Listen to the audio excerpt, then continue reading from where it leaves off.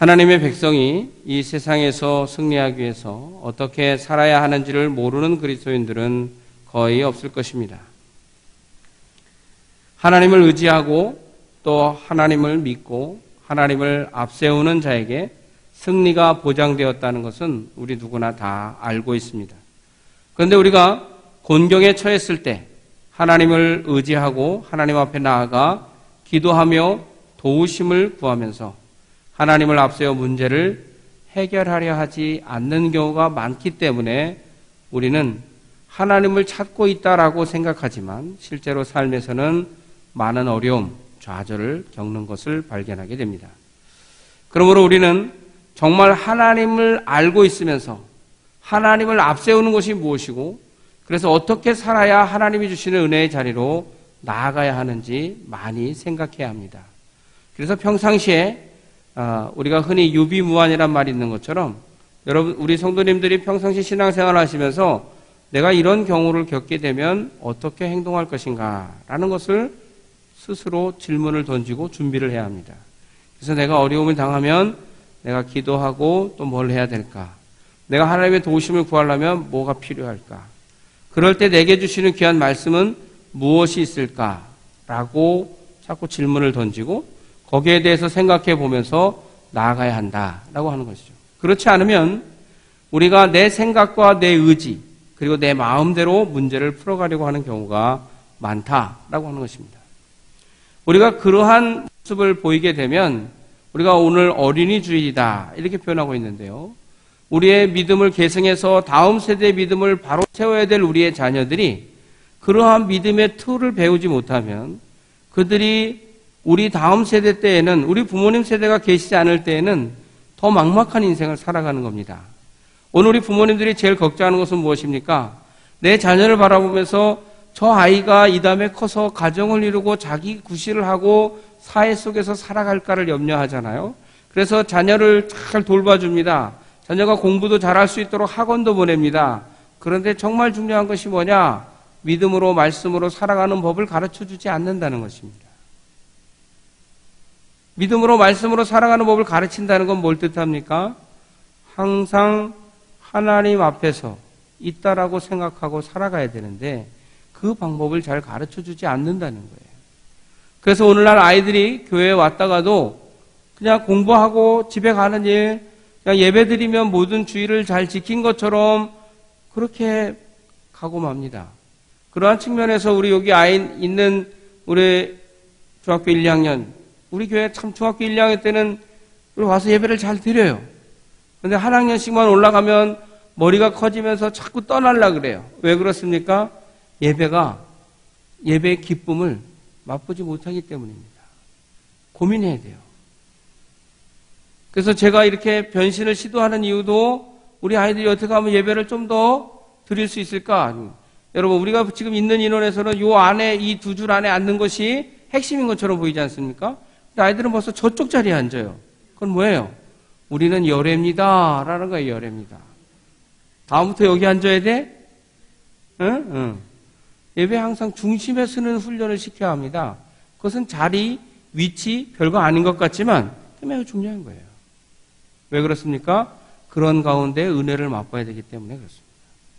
제가 목회자가 돼서는 요 앞에서 예배를 드려본 적이 별로 없어요. 맨날 뒤에서 드리지 않습니까? 우리 성도님들이 얼마나 열정이 있는지 이 설교의 메시지가 쭉 저까지 가서 저 뒤에도 들려야 되는데 가운데서 다 받아 먹으니까 뒤로 오는 게 없어요. 그래서 목회자들이 은혜를 못 받아요. 제가 볼 때. 조금 웃기는 얘기긴 하지만.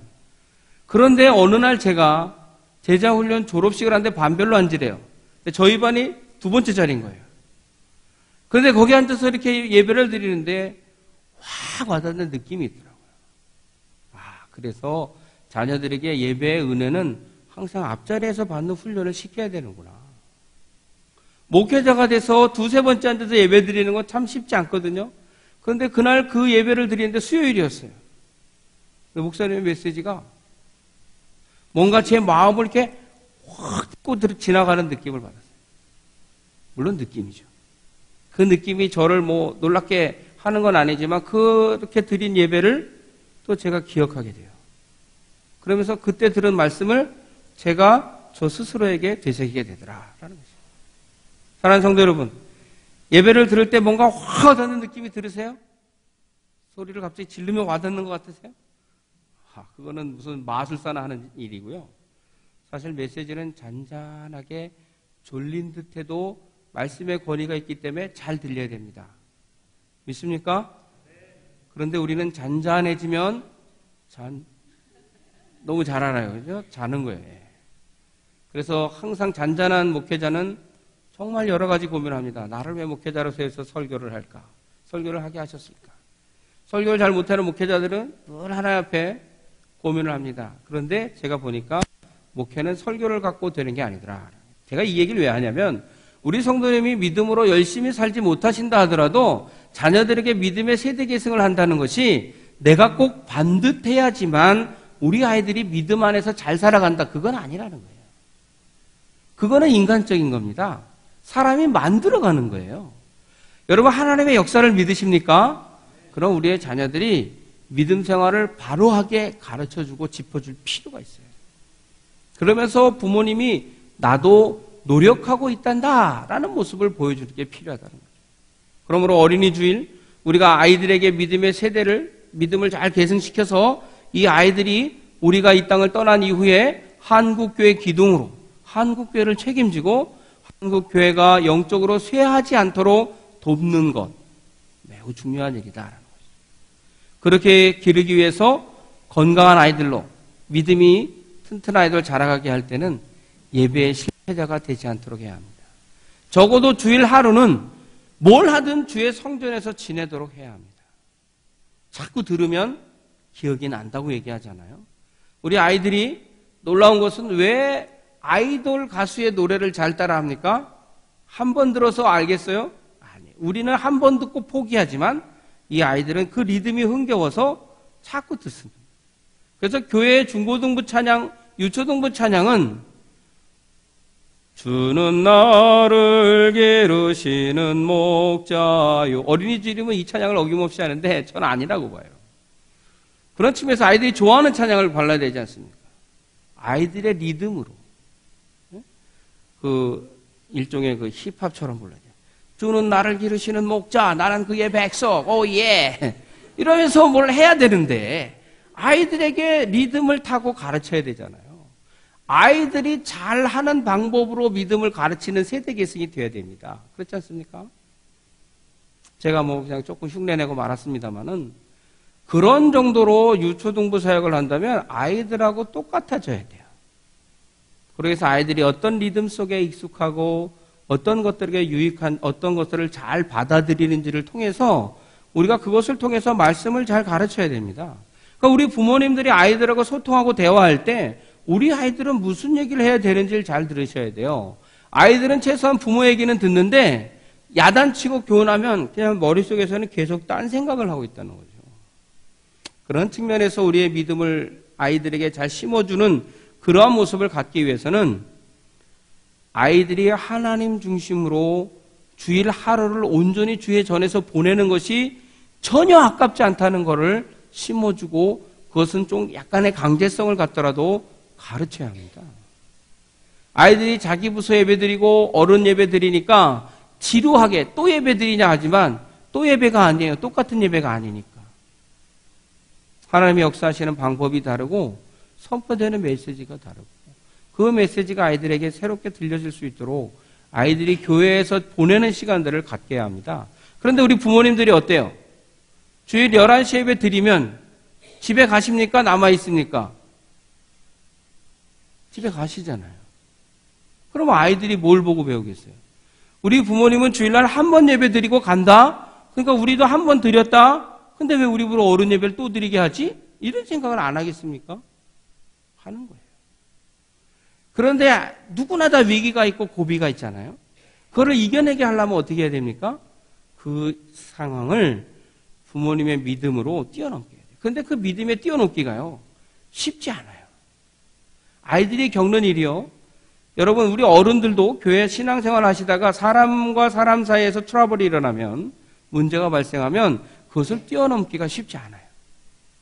그래서 오늘날 교회가 너무 많기 때문에 그 문제가 없는 데를 찾아가는 경우가 비일비재하지 않습니까?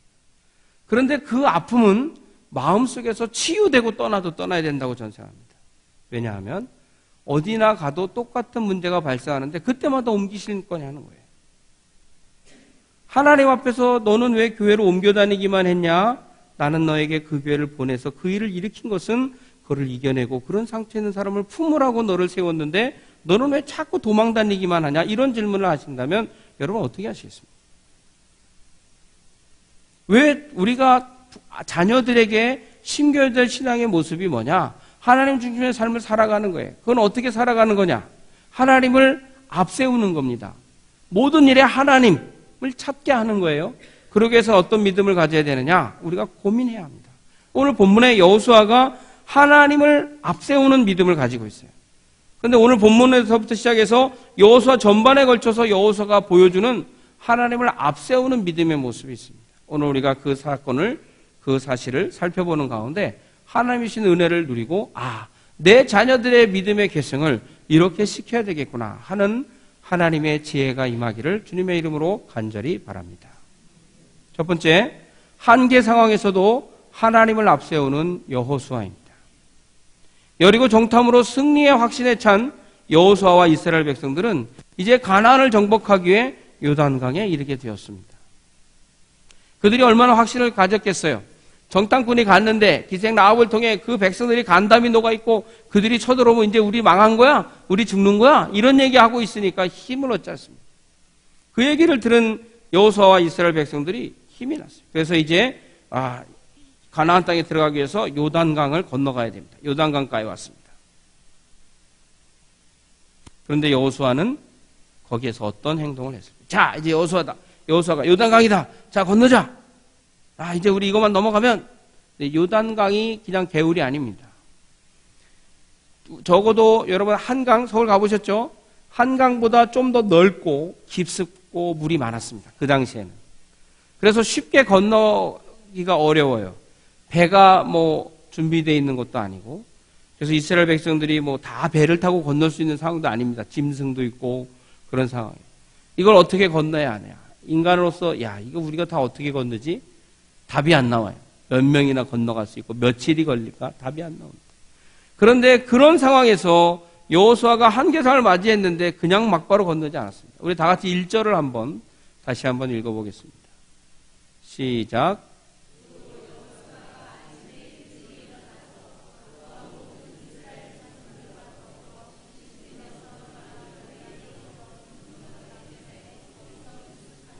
예. 전쟁에 대한 준비는 다 됐습니다. 전쟁에 대한 승패도 확신을 했습니다. 그런데 서두르지 않았습니다. 요단강이라고 하는 한계 상황 앞에서 이스라엘 백성이 다 모였습니다. 그리고 거기서 유숙했다라고 말합니다. 그것은 무엇을 뜻합니까?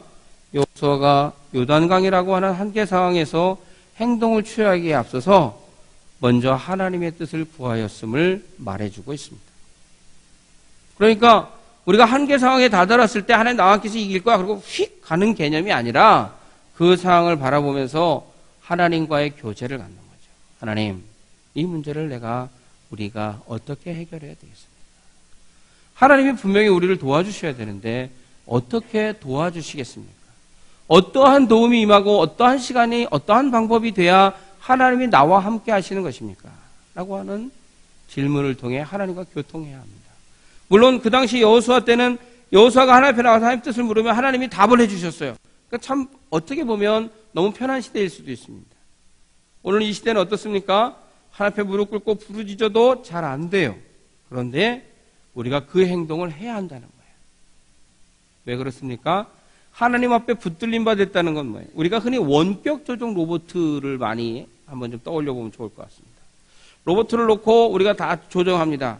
그러니까 이 로봇가 가다가 큰 장애물을 만나요. 그러면 이게 어떻게 할까 망설이지 않고 주인이 어떻게 합니까? 로봇을 움직이면 로봇이 옆으로 해서 피해갑니다. 붙들림 받은 거죠, 주인에게. 사실 우리도 어떤 의미에서는 하나님 앞에 붙들림 받은 사람들입니다. 믿습니까? 하나님이 우리와 함께 하셔요. 그래서 우리가 어떤 일을 이렇게 나가다가 이게 한계상에 직면했습니다. 근데 우리가 내 생각, 내 방법대로 하려고 한단 말이에요. 그걸 보이기 전에 여호수아는 어떻게 했냐면 이 상황에서 유숙하면서 하나님, 우리가 이 상황을 맞이했습니다. 어떻게 하면 좋겠습니까? 그럴 때 하나님이 이제 어떻게 하라고 이제 음성을 들려주시죠. 근데 우리는 하나님 앞에 붙들림만 됐다는 사실을 신뢰하고 의심하면 안 됩니다. 그래서 그 상황을 맞이했을 때 누구나 다 위험을 맞이할 수 있어요. 그럴 때 하나님 앞에 기도합니다. 하나님 앞에 붙들렸다는 건 뭐냐면 하나님이 우리를 역사하셔요. 그래서 우리의 모든 오감을 주장하셔요. 그래서 한 발짝 옆으로 피해서 지혜를 가지고 다른 길로 돌아갈 수 있도록 인도하신다는 겁니다. 믿습니까? 그렇게 하나님을 믿지 못하면 이 앞에서 두려움 그리고 하나님이 응답해 주지 않아, 돕지 않아 해서 하나님을 버리는 삶으로 살아가게 된다는 거예요. 그런데 여호수아는 우리에게 오늘 뭘 보여주고 있습니까? 그 앞에서 유숙하면서 하나님의 뜻이, 하나님의 방법이 나에게 온전히 임할 때까지 기다리고 있다는 거예요. 그리고 그 백성이 하나님의 뜻을 들을 수 있도록 기다려주는 거예요. 그러한 측면에서 우리 성도님들도 기억하셔야 할 것은 내가 한계 상황 가운데서도 하나님을 찾느냐라는 거예요. 하나님을 찾는다는 건 뭐예요? 하나님을 앞세우는 거죠. 그 문제를 해결하는데 내 힘과 내 방법이 아니라 하나님 도와주십시오. 하나님 이 앞에 놓여 있습니다. 하나님 어떻게 할까요? 묻는 거예요. 여러분 자녀들과 대화할 때 지금 어려움이 뭔지를 나눠야 합니다. 그리고 기도하고 너희들도 기도해라. 엄마도 아빠도 기도하겠다. 기도를 가르쳐야 돼요. 자녀들이요 주일학교에서 기도해보면 대표 기도를 아이들 시키다 보면 아이들이 어떻게 기도해야 할지를 몰라요. 아무리 직분자의 자녀라 하더라도 하나님 감사합니다. 오늘 예배드리게 해서 감사합니다. 목사님 말씀 잘 듣게 해주세요. 예수님의 이름으로 기도합니다. 이게 거의 다 99%가 이렇게 기도합니다. 자기의 마음에서 우러나오는 기도를 못하고 있어요. 교회에서 교육을 안 시켰기 때문이다? 아니요. 교회에서도 문제지만 교회에서도 안 시킨 부분도 있겠지만 집에서 기도하는 걸 들어본 적이 없으니까. 집에서 자녀들 앞에서 자녀를 위해서 기도해 보셨습니까? 다가오면 불안하죠. 왜 오시나 오늘. 부모님이 너를 위해서 기도하는 거 들어본 적 있어? 내가 왜 쟤한테 가는 거예요? 그죠? 이게 문제입니다. 자녀들에게 기도의 꿈을 심어주지 않는 거예요. 내 자녀들이 삶에 어려움이 있을 때 하나님을 어떻게 찾아야 되는지를 보여주지 않은 거예요. 그런데 여호수아는 자기와 그 밑에 따르는 세대들이 그런 것을 느낄 수 있는 시간을 준 거예요. 그 장벽 앞에서 하나님의 도우심을 기다리는 거예요. 사랑하는 성도 여러분, 하나님의 도우심을 기다리고 찾고 하는 노력을 우리가 자녀들에게 보여줘야 합니다. 그래야 다음 세대 아이들이 믿음 안에서 양육되는 거예요. 보고 배우는 교육이 사실은 최고입니다.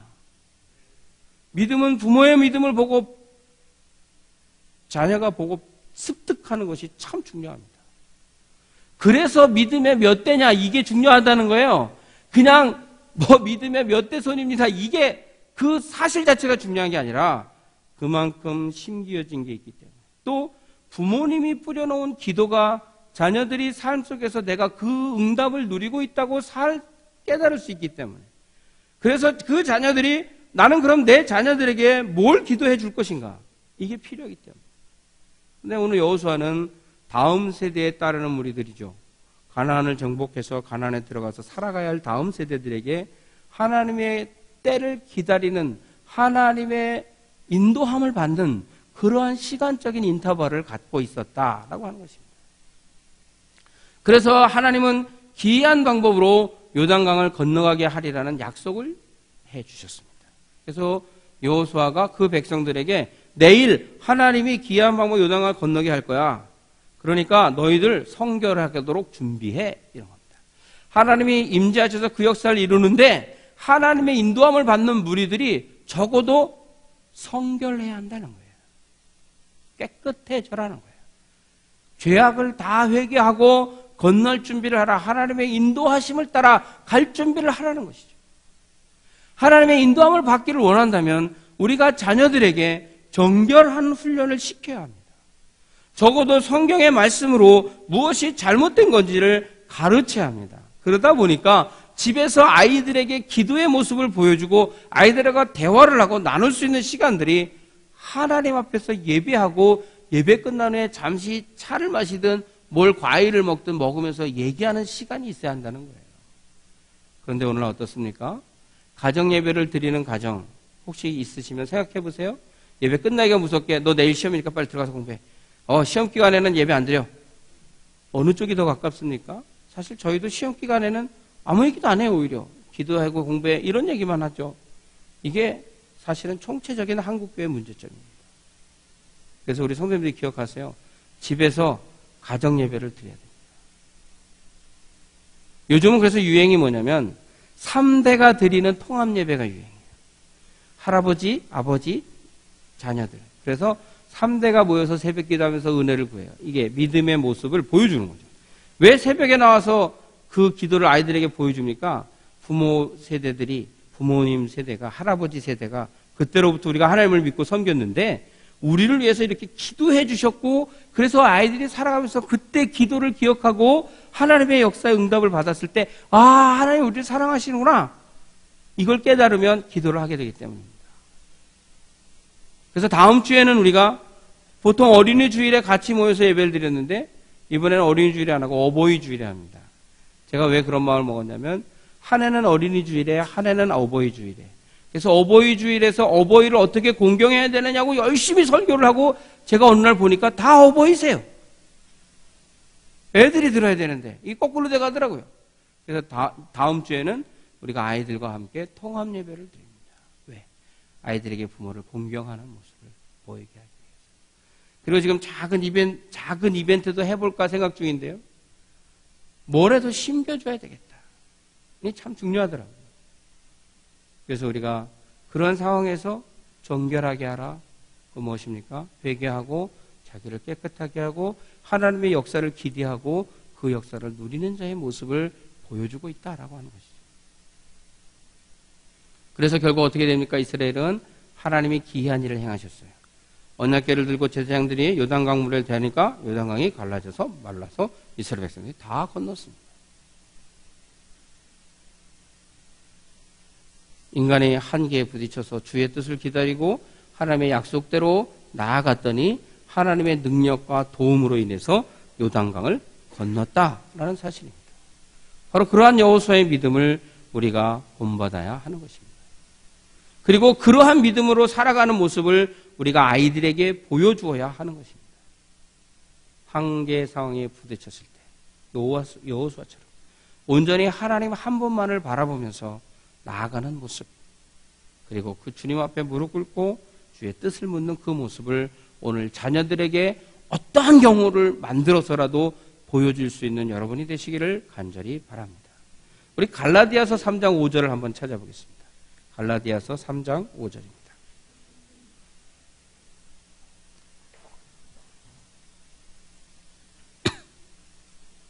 성경책 없어? 같이 봐. 갈라디아서 3장 5절 신약성경입니다. 다 같이 읽습니다. 시작. 너희에게 성령을 주시고 너희 가운데서 능력을 행하시는 이의 일이 율법의 행위에서냐 혹은 듣고 믿음에서냐. 아멘. 이렇게 말씀합니다. 이 말씀처럼 우리 아이들의 믿음의 모습은 하나님을 앞세우는 모습을 보고 듣고 배운 대로 그 믿음에서 일어난다는 거예요. 믿음에서지 율법의 행위로서는 아니라는 거예요. 그러므로 하나님 앞에 어떠한 믿음, 하나님의 인도함을 받는 그 모습을 보여줘야 한다는 것입니다. 그래서 하나님을 앞세우는 여호수아와 같이 한계 상황에 직면했을 때 하나님을 앞세우는 거예요. 하나님을 찾고 하나님을 구하고 하나님의 도움을 호소하고 그러한 가운데서 하나님이 어떻게 인도하시는지를 경험함을 내 인생에서 경험함을 자녀들에게 보여주는 것이 하나님의 믿음을, 하나님을 섬기는 믿음의 모습을 우리 자녀들에게 자연스럽게 전달해 주는 것인 줄 믿으시기 바랍니다. 두 번째, 전투할 때도 하나님을 앞세웠다는 것입니다. 하나님의 도움으로 요단강을 기적적으로 건넌 여호수아 이스라엘 백성들은 이제 가나안 정복을 위해 많은 전쟁을 치르게 됩니다. 오늘 본문 뒤편에 이제 쭉 보면 여호수아가 어떤 모습을 보였느냐라는 측면에서 전쟁을 앞두고도 하나님을 의지하는 그런 모습을 보여주고 있습니다. 여호수아 6장 3절에서 4절에 보면 너희 모든 군사는 그 성을 둘러 성 주위를 매일 한 번씩 돌되 엿새 동안을 그리하라. 하루에 한 바퀴씩 도는 거죠. 그리고 제사장 7은 7 양각 나팔을 잡고 언약궤 앞에서 나아갈 것이요. 7째 날에는 그 성을 몇 번 돌아요? 7번 돌며 그 제사장들은 나팔을 불 것이며 라는 말씀이 있습니다. 그러나 하나님의 전투 명령도 하나님이 이 전쟁을 어떻게 할까요? 여리고 성이 굉장히 견고했습니다. 그랬더니 하나님께서 그렇게 하라 그러니까 거기에 무슨 전쟁에 무슨 힘을 빼는 작업이 있는 게 아니에요. 하나님이 하라는 대로 한 거예요. 하나님의 방법은 신기하고 놀라운 거죠. 하나님의 일하심은 우리가 생각하는 당연한 일로 일어나지 않는다라는 것입니다. 누구나 다 할 수 있는 일은 하나님의 역사가 아니라고 사람들이 생각하거든요. 사실은 그것도 하나님의 역사인데. 그러니까 우리가 일상에서 자연스럽게 직장 생활을 하고 하나님 이번 한 달도 별일 없이 직장 생활을 하는 것도 사실은 하나님의 은혜인데 그걸 하나님의 은혜라고 생각하지 않아요. 그게 이제 제일 큰 문제죠, 사실은. 그러다 보니까 우리의 인생에 있는 문제들을 조금 이렇게 파고를 타고 해야 하나님을 찾게 되고 하나님의 도움을 호소하기 때문에 그런 일이 있는지는 모르겠습니다. 그런데 어쨌든 하나님은 어떤 경우에도 함께 하셔요. 그런데 한계의 직면의 전투를 치러야 되는데 여리고성이 워낙 거대하니까 하나님의 일하심이 전혀 인간이 생각한 방법과 다른 거예요. 하나님 무슨 전차를 만들어라, 박격포를 만들어라, 그래서 포를 쏴라, 화학을 제조해라, 뭐 이런 얘기 하시지 않았어요. 물론 그것도 신기한 방법이죠. 그 시대에 없었으니까. 그런데 그런 방법이 아니라 제사장들이 앞에 서서 나팔을 불면서 한 바퀴 하루에 끝. 다음 날 또 한 바퀴 끝. 7째 날에는 7번 나팔을 불어라. 그때 무너져 내렸습니다. 사람이 한 일은 하나님이 하라는 대로 순종하는 일 외에는 없었습니다. 전투할 때 여리고 성을 함락시킬 때 여호수아가 했던 일은 하나님의 말씀에 순종해서 하나님을 앞세워서 법궤를 앞세우고 돌았다는 얘기는 법궤는 하나님의 임재를 상징하는 거거든요. 하나님이 그 가운데 임재하셔서 앞서 가시는 대로 따라 행한 겁니다. 그냥 우리 성도님들이 이 땅에서 살아가면서 하나님 앞에 기도하고 하나님의 말씀을 구구하고 우리가 그냥 이렇게 해야 되겠다. 한번 그런 방법으로 가기가 쉽습니까? 그렇지 않아요. 내가 답이 됐다. 이렇게 하면 해결이 되겠다. 라는 생각이 들 때까지는 절대 움직이지 않습니다. 절대라고 말해서 좀 그렇습니다만은 대체로 움직이지 않아요. 내가 답이 나오고 그렇게 하면 좋겠다. 이런 생각을 해야 움직입니다. 그것은 잘못된 믿음이죠. 어떻게 보면. 왜? 우리가 믿는 하나님이 뻔한 하나님이 아니잖아요. 하나님의 일하심을 놓고 하나님이 역사하시고 하나님 인도하실 거라고 믿고 하나님 해결해 주십시오 할 때 하나님의 일하심이 어떻게 일어날지 우리가 모르는데 우리는 그걸 너무 제약하고 살아간다는 거죠. 이렇게 해 주셔야 하나님의 뜻인 것처럼. 그렇지 않아요. 하나님을 신실히 믿고 하나님의 방법이 이 세상에서 될까라고 생각하는데 되는 거죠. 우리는 이미 그걸 경험했지 않습니까? 하나님의 전을 짓는데 우리는 가진 것 없어도 하나님 짓게 해 주십시오. 하나님 앞에 기도하고 하나님이 그러한 상황 가운데 역사하셔서 일이 되게 하셨다는 거예요. 믿습니까? 그러한 일들은 성전 지을 때만 일어나는 일이 아닙니다. 우리 성도님들의 인생에서 하나님 앞에서 문제를 풀어가는 가운데서 일어나는 일이라는 거예요. 그러한 측면에서 우리가 하나님을 앞세울 줄 알아야 됩니다. 성경의 말씀을 듣고 하나님 앞에 기도하고 그 말씀을 묵상하는 가운데 어떻게 해야 되겠다. 그래서 매일매일 하나님과 함께하는 시간이 필요한 거예요. 그래서 새벽에 나와서 말씀을 듣고 기도하면서 하나님과 하루를 말씀으로 시작하든지 그렇게 시간이 안 되면 집에서 성경을 보고 묵상하고 큐티를 하든지 신앙적으로 살아가라고 말하는 거죠. 그 모습을 보여주면 자녀들은 자연스럽게 우리는 그렇게 살아서 이렇게 하나님의 은혜 가운데 지낸다는 것이 성립이 되는 겁니다. 다른 얘기할 게 없어요. 여러분이 공부를 해서 자녀를 가르치면 얼만큼 가르치겠습니까? 거의 이제 애들 문제 풀기가 어렵잖아요. 그러므로 우리가 해야 할 일은 믿음의 생활은 매일 할 수 있는 생활이에요. 우리가 할 수 있는 일은 하나님을 찾고 그 앞에 순종하는 일이에요.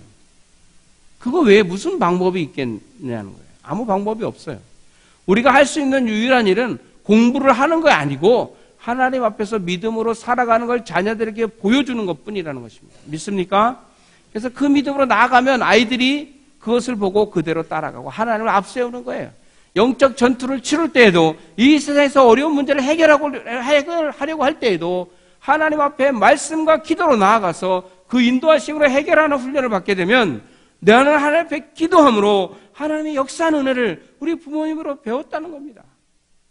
그래서 나의 사랑하는 책 비록 헤어졌으나 그 찬양의 고백이 저절로 나오는 겁니다.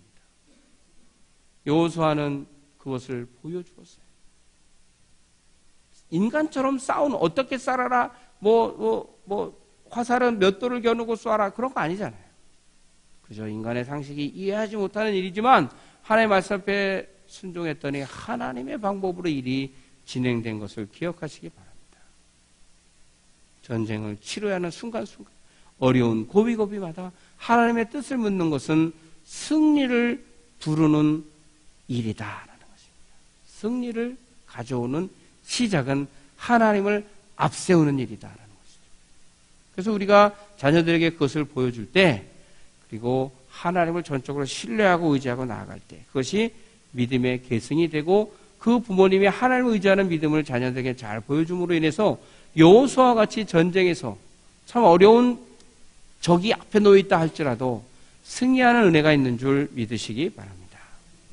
그래서 그와 함께하는 자는 육신의 팔이요 이 말씀이 역대하 32장 8절 상반절에 있습니다.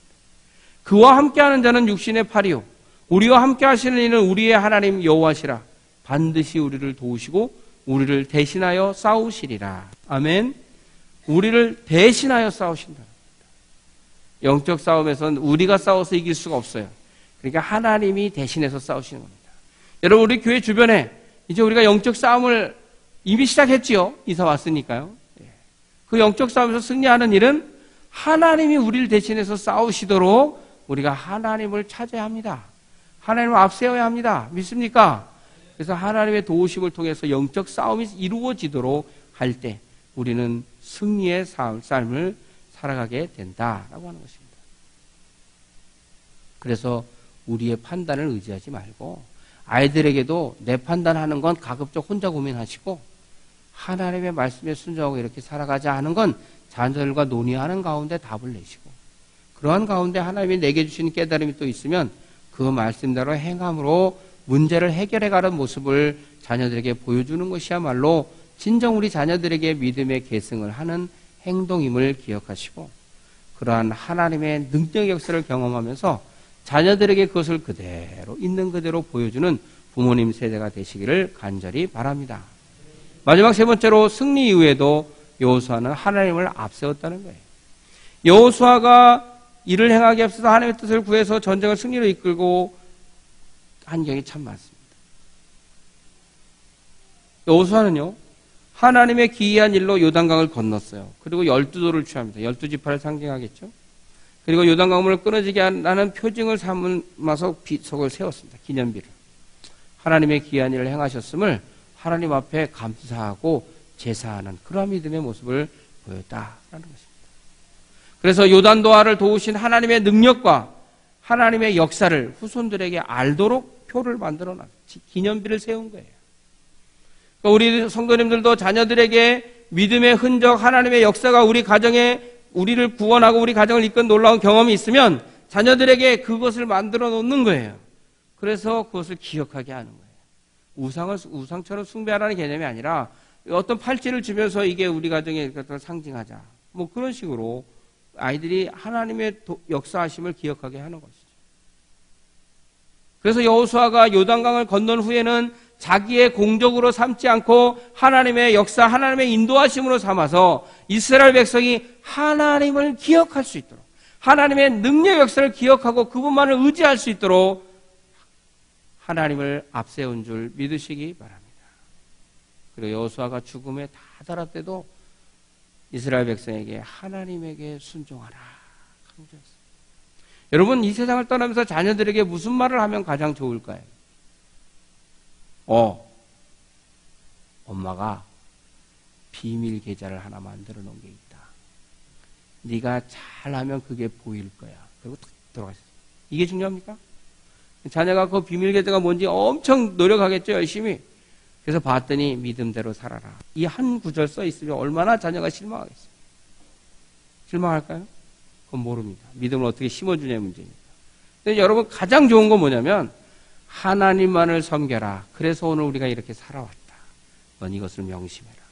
사실 어쩌면 그런 측면에서 그건지 몰라요. 그래서 다윗이 솔로몬에게 너는 대장부가 되고 하나님을 떠나지 말아라.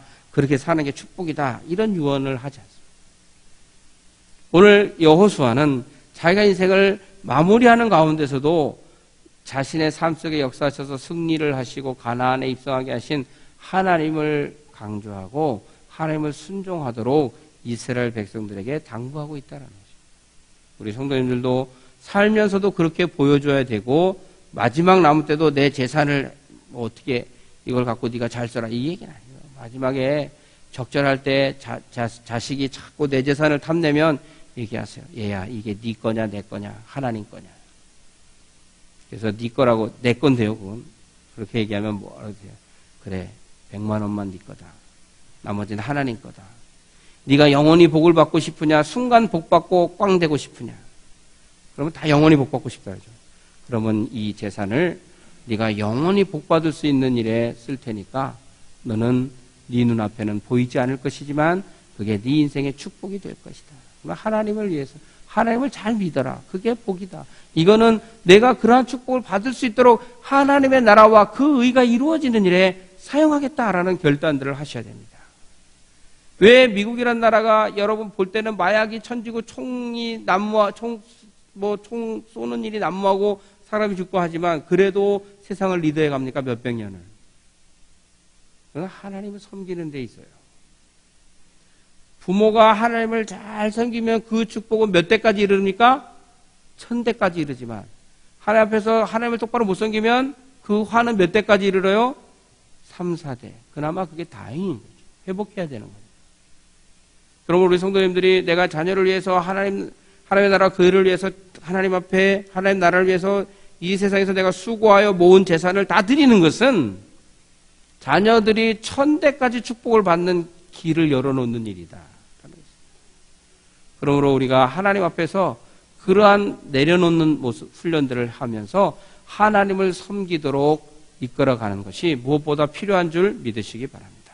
여호수아는 그러한 자기가 살아있는 동안 할 수 있는 믿음의 세대 계승을 위해서 계속해서 노력했다는 것입니다. 그래서 성경 고린도서 10장 31절에 뭐라고 말합니까? 그런즉 너희가 먹든지 마시든지 무엇을 하든지 다 뭐를 위해서 한다고요? 하나님의 영광을 위하여 하라. 아멘. 이렇게 말씀하잖아요. 여호수아는 그렇게 살았다는 것입니다. 여러분, 이것을 마음에 새기십시오.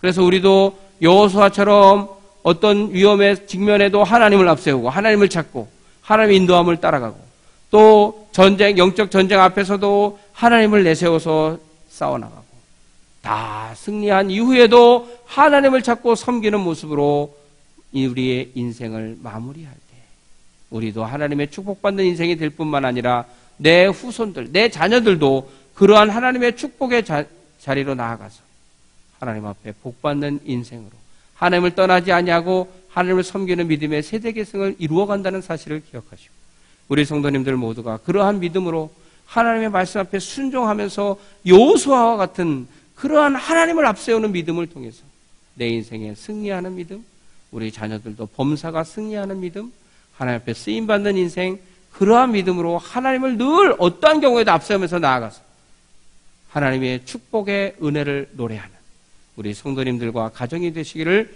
주님의 이름으로 축원합니다.